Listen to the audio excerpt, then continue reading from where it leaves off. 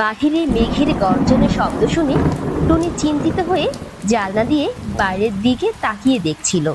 বাহিরে অনেক ঝড় হচ্ছে। পাশেই টুনির ছোট্ট মেয়ে ঘুমিয়েছিল। মেঘের তীব্র গর্জনে টুনির মেয়ের ঘুম ভেঙে যায়। মা, তুমি ওখানে দাঁড়িয়ে আছো কেন?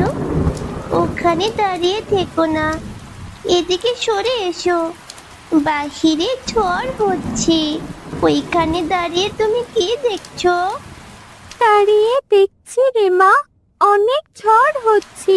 আমাদের সব ফসল নষ্ট হয়ে যাবে এই ঝড়ে। দীর্ঘ 1 বছরের পরিশ্রম সব শেষ হয়ে যাবে এই ঝড়ে। তুমি চিন্তা করো না মা, আমাদের ভাগ্যে যা আছে তাই হবে। শোনো কলি, বাইরে অনেক বৃষ্টি হচ্ছে। এই বৃষ্টি তো থামছেই না। এভাবে তো আমাদের সব ফসল নষ্ট হয়ে যাবে। আমি গিয়ে একবার দেখে আসি। ঠিক আছে কালু, যাও, তবে সাবধানে যেও আর দরজাটা খোলা রেখেই যাও। কালু বাসা থেকে বেরিয়ে পড়ে। সে তার নিজের খেতে যায়। কালুর ক্ষেতের পাশেই টুনির ফসলের ক্ষেত ছিল, যা একদম বৃষ্টির পানিতে ভরে গিয়েছিল। আরে আরে, টুনির তো সব ফসল নষ্ট হয়ে যাচ্ছে। আচ্ছা, আমি একটা কাজ করি, আমার ক্ষেতের পানিগুলো টুনির ক্ষেতে ছেড়ে দেই, তাহলে আমার ফসলগুলো বেঁচে যাবে। এই বলে কালু নিজের ক্ষেতের বাঁধ ভেঙে দেয় এবং সব পানি টুনির ফসলের ক্ষেতে যেতে থাকে। তারপর কালু বাসায় চলে যায়। কি হলো কালু, আমাদের ফসলগুলো ঠিক আছে নাকি সব নষ্ট হয়ে গেছে? আমাদের ফসল নষ্ট হবে কেন? এখন তো ওই টুনির সব ফসল নষ্ট হবে। আমি গিয়ে আমাদের ক্ষেতের সব পানি টুনির ক্ষেতে ছেড়ে দিয়েছি। কাল টুনি সবার কাছে গিয়ে কাঁদতে থাকবে। আমার ফসল, আমার সব ফসল নষ্ট হয়ে গেল। আমি শেষ হয়ে গেলাম। আমি এখন কি করব? টুনি কাল এভাবে কাঁদবে। এইভাবে তারা দুজন কথা বলতে বলতে ঘুমিয়ে পড়ে। সারা রাত বৃষ্টি হওয়ার পরে সকাল হলো। সকাল হওয়ার সাথে সাথে টুনি তার মেয়েকে ঘুমন্ত অবস্থায় রেখে একাই নিজের ক্ষেতের দিকে যায়। গিয়ে দেখে তার ফসলের ক্ষেত একদম নদীতে পরিণত হয়েছে। তাতে আবার কালু কাকের ক্ষেতের সব পানি পর্যন্ত টুনির ক্ষেতে আসছে। আমাদের ক্ষেতে তো এমনিতেই অনেক পানি জমেছিল, তাতে আবার কালুর ক্ষেতের পানিগুলো আমার ক্ষেতের ভেতর আসছে। আয় হায়, আমি তো শেষ হয়ে গেলাম। আমার কষ্ট, আমার পরিশ্রম, আমার টাকা সব এই বৃষ্টির পানিতে ভেসে গেল। টুনি ওইখানে দাঁড়িয়েই কাঁদতে থাকে। আরে, মা কোথায় গেল? মা বোধহয় খেতে গিয়েছে ফসল দেখতে। তারপর তুলি তার মাকে দেখতে যায়। তুলি গিয়ে দেখে তার মা দাঁড়িয়ে কাঁদছে এবং তাদের সব ফসল নষ্ট হয়ে গিয়েছে। তুলি গিয়ে তার মাকে সান্ত্বনা দিয়ে কান্না থামানোর চেষ্টা করে। মা, চুপ হয়ে যাও মা, কান্না থামাও। আগে আমাদের এটা ভাবতে হবে যে এখন আমাদের কি করা উচিত। ভাবার আর কি বা আছে, সব তো শেষ হয়ে গিয়েছে। সব শেষ হয়নি মা, দেখো, ওই দিকে দেখো, এখনো কিছু ফসল ঠিক আছে। তারপর তারা সেই উঁচু জায়গায় যায়। এটা তো বৈশাখ, এইটুকু বৈশাখ দিয়ে কি বা হবে? যা আছে তা দিয়ে আমাদের কিছুটা ক্ষতিপূরণ তো হয়ে যাবে মা। টুনির টমেটো, মরিচ, বেগুন সব ফসলই নষ্ট হয়ে গেছে। এখন আছে শুধু পুঁই শাক। মা, আমাদের ক্ষেতের পানিগুলো নদীতে বের করে দিব। তারপর যখন রাস্তা শুকিয়ে যাবে তখন আমরা পুঁই শাকগুলো কেটে নিয়ে যাব। টুনি তার মেয়ের কথা শুনে একটু শান্ত হয়। হ্যাঁ মা, তুই ঠিক বলেছিস, আমি আর একদমই ভেঙে পড়বো না। হুম, এই না হলো আমার মা। কলি, চলো আমাদের ক্ষেত থেকে ঘুরে আসি, দেখে আসি এখন কি অবস্থা। হ্যাঁ হ্যাঁ, হ্যাঁ চলো, তা তো দেখবই, আর টুনি কি করছে তাও তো দেখতে হবে। তারপর কালু ও কলি ক্ষেতের দিকে যায়। আয় হায় টুনি, এসব কি হয়ে গেল? তোমার সব ফসল তো নষ্ট হয়ে গেল। এখন তুমি কি করবে? তুমি একটা কাজ করতে পারো। এখন এখানে তুমি মাছ চাষ করো, তাই ভালো হবে। হ্যাঁ হ্যাঁ, টুনি তুমি মাছ চাষ করো, এই ক্ষেত তো আর সবজি চাষের উপযুক্ত নেই, তুমি মাছ চাষ করে বিক্রি করো।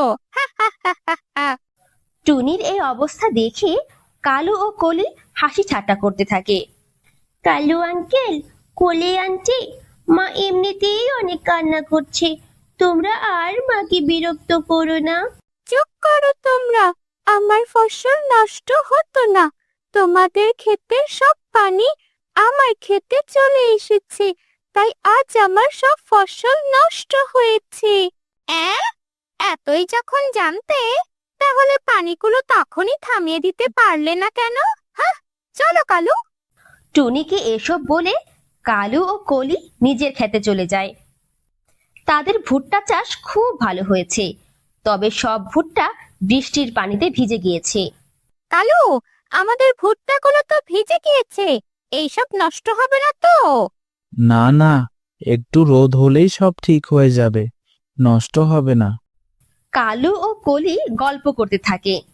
অন্যদিকে টুনি ও তার মেয়ে তাদের ক্ষেত থেকে পুঁইশাকগুলো তুলে বাজারে চলে বিক্রি করতে। ভাই, পোশাকগুলো নেবে কি? কম দামেই দিয়ে দেব। না না, এই সময় আমি পুঁইশাক নিয়ে কি করব? কেউই এখন পুঁইশাক নিতে চায় না। তারপর টুনি অন্য দোকানে যায়, কিন্তু কেউই তার শাক কিনলো না, সবাই ফিরিয়ে দিল। তারপর টুনি ও তার মেয়ে মন খারাপ করে বাসায় যাচ্ছিল। তখন পথে কালু ও কলির সাথে দেখা হয়। আরে আরে টুনি, তুমি কোথায় যাচ্ছ? কবুতরের সাথে আমার দেখা হয়েছিল, সে আমাকে বলেছে সে অনেকগুলো পুঁইশাক নেবে, তাই আমি এই কথা বলার জন্য তোমাকে খুঁজছিলাম। যাও যাও, সব পুঁইশাক বিক্রি করে দাও। এই কথা শুনে টুনি অনেক খুশি হয় এবং কবুতরের বাসায় চলে যায়। কবুতর ভাই, তুমি নাকি কালুকে বলেছ তুমি পুঁইশাক নেবে, তাই আমি পুঁইশাক নিয়ে এসেছি তোমার বাসায়। না না টুনি, আমি কালুকে তেমন কিছুই বলিনি, সে হয়তো তোমার সাথে মজা করেছে। জানি না, ওরা মানুষের খারাপ সময়ে হাসাহাসি করে কি মজা পায়। ওরা এটা জানে না যে খারাপ সময় যে কারো আসতেই পারে। আচ্ছা টুনি, তুমি যখন এসেছই, আমাকে একটা পুঁইশাকের আটি দিয়ে যাও, সন্ধ্যায় পুঁইশাকের পেঁয়াজু বানিয়ে খাবো। তারপর একটি পুঁইশাকের আটে দিয়ে টুনি নিজের বাসায় চলে যায়। মা, কবুতর আঙ্কেল বলল পুঁইশাকের পেঁয়াজু বানিয়ে খাবে, তাহলে আমরাও তো পুঁইশাকের পেঁয়াজু বানিয়ে বিক্রি করতে পারি। যদি আমাদের পেঁয়াজুগুলো ভালো হয়, তাহলে আমাদের অনেক লাভ হবে। হ্যাঁ মা, ঠিক বলেছিস। তুই দেখ, আমি এমন মজা করে পেঁয়াজু বানাবো, সবাই আমাদের পেঁয়াজু কিনে খাবে। যেই কথা সেই কাজ। পরের দিনই টুনি আর তুলি তাদের বাসার পাশে মাঠে পেঁয়াজু রান্না করে বিক্রি করা শুরু করে। শুনেছিস, টুনি নাকি পুঁইশাকের পেঁয়াজু বানিয়ে বিক্রি করছে, খেতে নাকি অনেক মজা। কি বলছিস, তাই নাকি? তাহলে চল চল খেয়ে দেখি কেমন মজা। তারপর পাখিগুলো টুনির দোকানে গিয়ে পেঁয়াজু খায় এবং অনেক প্রশংসা করে। এইভাবে আস্তে আস্তে জঙ্গলের সব পাখি টুনির দোকানে এসে ভিড় জমায়। মা দেখছো, আমি বলেছিলাম না আমাদের পেঁয়াজু সবাই কিনবে। কালু, টুনি তো পেঁয়াজুর দোকান দিয়ে ভালোই লাভ করছে। হ্যাঁ কলি, চলো আমরাও একবার গিয়ে টুনির দোকানে পেঁয়াজু খেয়ে দেখি। তারপর কালু ও কলি টুনির দোকানে যায় এবং তারাও টুনির দোকানের পেঁয়াজু খুব মজা করেই খায়। মা দেখেছো, অন্যান্য সবজি বিক্রি করে আমাদের যে লাভ হতো, তার চেয়ে এই পুঁইশাকের পেঁয়াজু বিক্রি করে অধিক লাভ করে ফেলছি আমরা। হ্যাঁ মা, ঠিকই বলেছিস। এখন চল বাসায় যাই, সন্ধ্যা নেমে আসছে। তারপর টুনি ও তার মেয়ে বাসায় যাচ্ছিল। সে সময় পথে দেখলো কালু ও কলি তাদের ফসলের ক্ষেতে দাঁড়িয়ে কাঁদছে।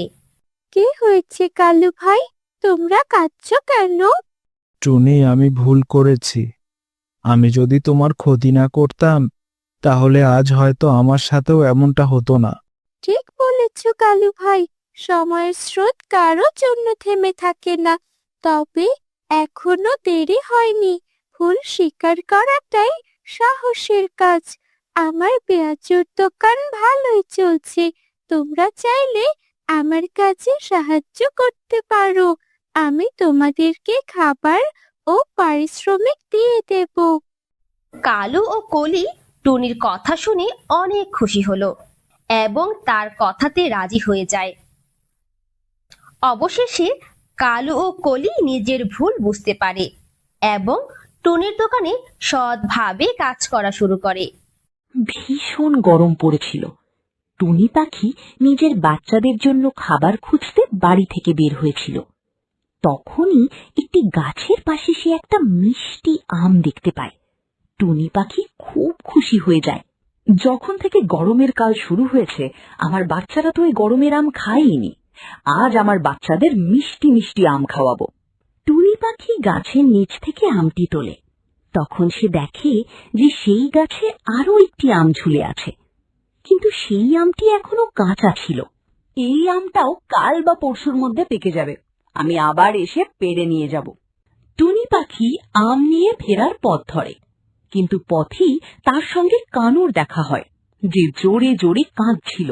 আমার মা বাবা আমাকে কখনো সুস্বাদু খাবার খাওয়ায় না। আমার মিষ্টি মিষ্টি ফল খেতে ইচ্ছে করছে। টুনি পাখি কানুর কাছে আসে। কানু বাবা, তুমি এমন কেন বলছো? মা বাবার তো এটাই চেষ্টা থাকে যেন তারা নিজেদের বাচ্চাদের যতটা সম্ভব ভালো খাবার খাওয়াতে পারেন। কিন্তু টুনি আন্টি, আমি তো কাল থেকে কিছুই খাইনি। যদি মা বাবার কাছে চাই তবুও ওরা দেয় না, বলে তুই এখন বড় হয়ে গেছিস, নিজে গিয়ে নিজের খাবার খোঁজ। এই শুনে টুনি পাখির কানুর ওপর খুব দয়া হয়। ওই আমটা যেটা কাঁচা ছিল কালকের মধ্যে পেকে যাবে, আমি এই আমটা কানুকে দিয়ে দিই, বেচারা কাল থেকে ক্ষুধার্ত। টুনি পাখি নিজের আমটি কানুকে দিয়ে চলে যায়। টুনি পাখি চলে যাওয়া মাত্রই গাছের পেছনে লুকিয়ে থাকা কালু আর কলি কানুর কাছে চলে আসে এবং তিনটে কাক মিলে হাসতে শুরু করে। তাহলে কেমন ছিল আমার অ্যাক্টিং? আমার রাজদুলাল ছেলে দিনে দিনে খুব বুদ্ধিমান আর চতুর হয়ে উঠছে। চলো এবার আম খাওয়া যাক। তারপর তিনটে কাক মিলে আধা আধা করে আম খেয়ে নেয়। পরদিন সকালে টুনি পাখি আবার সেই আম গাছের কাছে আসে। আম পেকেও গেল, আমার তো মনে হয়েছিল এখনো 2 দিন সময় লাগবে। টুনি পাখি দেখে যে আমের গাছটি সবুজ সতেজ, কিন্তু তা সত্ত্বেও তাতে আম খুব কম আছে। টুনি পাখি নদীর কাছে যায় এবং জল ভরে নিয়ে আসে। তারপর টুনি পাখি আম গাছটিকে চারপাশ দিয়ে ভালোভাবে জল দেয়। টুনি পাখি আম গাছে জল দেওয়া মাত্রই তাতে থাকা কাঁচা আমগুলো পেকে যায়। টুনি পাখি এটা দেখে অবাক হয়ে যায়। টুনি পাখি আম পাড়ে। টিয়া আঙ্কেল, আমি তো কাল থেকে কিছুই খাইনি। আমার মা বাবা আমাকে কিছুই খেতে দেয় না, বলে তুই এখন বড় হয়ে গেছিস, নিজে গিয়ে নিজের খাবার খোঁজ। যেমন ওর মা বাবা তেমনই ওর নিজে। আমাকেও সেদিন এইসব বলছিল, আর এখন টিয়া ভাইকেও। ওহো কানু বাবা, এই নাও তুমি আমার পেয়ারাটা নিয়ে নাও। টিয়া কানুকে নিজের পেয়ারা দিয়ে দেয় এবং কানু সেখান থেকে চলে যায়। তারপর টুনি পাখি টিয়ার কাছে আসে। খুব চালাক এই কাকগুলো, আর ওদের ছেলেটাও। কি হয়েছে টুনি বোন, আপনি এত রেগে আছেন কেন? টিয়া ভাই, এই মাত্র কানু আপনাকে যা যা বলে গেল ঠিক এই কথাগুলোই ও কাল আমাকে বলেছিল, আর আমার থেকে 2 দিন ধরে এইসব বলে খাবার নিয়ে যাচ্ছে। আমি এমনি এমনি আমার পেয়ারাটা ওকে দিয়ে দিলাম, ভবিষ্যতে আর ওর কথাই ভুলবো না আমি। পরদিন সকালে টুনি পাখি যখন গাছে জল দিচ্ছিল, তখন কানু সামনের গাছে বসে সব দেখছিল। টুনি পাখি জল দেওয়া মাত্রই সেখানে আম চলে আসে। বাহ, তার উপরে গাছে জল দিলে গাছে আম চলে আসে। তারপর টুনি পাখি যখন আম নিয়ে চলে যায় তখন কানু সেখানে যায়। কিন্তু নদী তো অনেক দূরে, আর এত গরম, এত তীব্র গরমে আমি জল আনতে পারবো না। কানু যখন এসব ভাবছিল তখনই সেখানে শিয়াল চলে আসে আর পেছন থেকে এসে কানুর লেজ ধরে ফেলে। এবার বল কাকের বাচ্চা, কোথায় পালাবি? সেদিন তো তুই আমাকে আম দিসনি, আর উপরন্তু আমার মাথায় পাথরও মেরে গিয়েছিলি। না না, ছেড়ে দাও আমাকে। আমি এখানে তো আম নিতেই এসেছি। তুমি আমাকে ছাড়লে তবেই তো সব কথা বলতে পারবো। শিয়াল কানুর লেজ ছেড়ে দেয়। হ্যাঁ, এবার বল কি ব্যাপার? এই গাছে জল দেওয়া মাত্রই এই গাছে আম ধরে যায়। যাও, তাড়াতাড়ি দৌড়ে যাও আর নদী থেকে জল নিয়ে এসো। তারপর দুজনে মিলে আম পাড়বো। আমি কেন যাব? তুমি যাও। আমার তো 2টো পা আর তোমার 4টে। তুমি আমার চেয়ে অনেক বেশি জোরে দৌড়াতে পারো। আর তাছাড়া তুমি এত জোরে দৌড়াতে পারো। কানু শিয়ালের খুব প্রশংসা করে। শিয়াল বালতি নিয়ে নদীতে জল ভরতে চলে যায়। যাক, আমি তো কোনো খাটুনি ছাড়াই আম পেয়ে যাব। তারপর শিয়াল জল নিয়ে ফিরে আসে আর কানু গাছে জল দেয়। কানু গাছে জল দেওয়া মাত্রই গাছে 2টো আম চলে আসে, কিন্তু আমগুলো অনেক উঁচুতে ধরেছিল। চল কানু, তাড়াতাড়ি আম পার, একটা তোর আর একটা আমার। কানু ওড়ে আম পাড়ে আর তাড়াতাড়ি পালিয়ে যায়। দ্রুত পালানোর সময় কানুর সামনে থাকা গাছটি নজরে পড়ে না এবং কানু গাছের সঙ্গে ধাক্কা খেয়ে নিচে পড়ে যায়। শিয়াল দৌড়ে আসে আর কানুকে ধরে ফেলে। একবার নয়, দুবার তুই আমাকে ধোকা দিলি। আজ তো আমি তোকে কিছুতেই ছাড়ব না। শিয়াল এক মুহূর্ত সময় নষ্ট না করে কানুর ওপর হামলা করে আর ওকে খেয়ে ফেলে। তারপর শিয়াল আমগুলো তুলে নিয়ে নিজের গুহার দিকে চলে যায়। যখন সন্ধে পর্যন্ত কানু বাড়ি ফেরে না, তখন কাক দম্পতির চিন্তা হতে শুরু করে। কালুজি, এখনো কানু ফিরল না। রোজ তো এই সময়ের মধ্যেও কিছু না কিছু নিয়ে চলে আসে। চলো কলি, জঙ্গলে গিয়ে খুঁজে দেখি। 2 কাক নিজেদের বাসা থেকে বের হয়ে আর নিজেদের ছেলেকে এদিক ওদিক খুঁজতে থাকে। কানু বাবা, আমার আদরের ছেলে কোথায় গেল? কানু, কোথায় তুমি বাবা? কালুজি, কোথাও তো কানু নেই। আমার তো খুব চিন্তা হচ্ছে। তখনই কলির নজর সামনের একটা বড় গাছের ওপর পড়ে, যার নিচে কিছু কালো পালক পড়েছিল। কাকেরা তাড়াতাড়ি উড়ে সেখানে যায়। কালু, এই পালকগুলো কি আমাদের কানুন নয় তো? ওর কোনো বিপদ হয়নি তো? এই রক্ত কার? আমাদের ছেলে কোথায়? কেউ আছেন? কেউ কি দেখেছেন? তখনই সেখানে একটি সাপ চলে আসে। আচ্ছা, তো ওটা তোমাদের ছেলে ছিল? আমি এই গাছের কোটরে থাকি। আমি দেখেছি যে দুপুরের দিকে একটা শিয়াল একটা কাককে খাচ্ছিল। এ কি হয়ে গেল কালুজি? খাবার আনা তো আমাদের কর্তব্য ছিল, আর আমরা আমাদের ছেলেকে পাঠিয়ে দিতাম। কলি, আমাদের ভুল হয়ে গেছে, অনেক বড় ভুল হয়ে গেছে আমাদের। 2 কাক কাঁদতে শুরু করে। আমরাও যদি আমাদের ছেলের সঙ্গে আসতাম, তাহলে আমাদের ছেলে আজ বেঁচে থাকত। এ কি হয়ে গেল আমাদের সঙ্গে? বন্ধুরা, আমাদের গল্পটি কেমন লেগেছে কমেন্ট করে জানাবেন এবং আমাদের টুনি পাখির গল্প ইউটিউব চ্যানেলটি সাবস্ক্রাইব করে আমাদের সাথে থাকবেন। আবার দেখা হচ্ছে নতুন গল্পে। টাটা।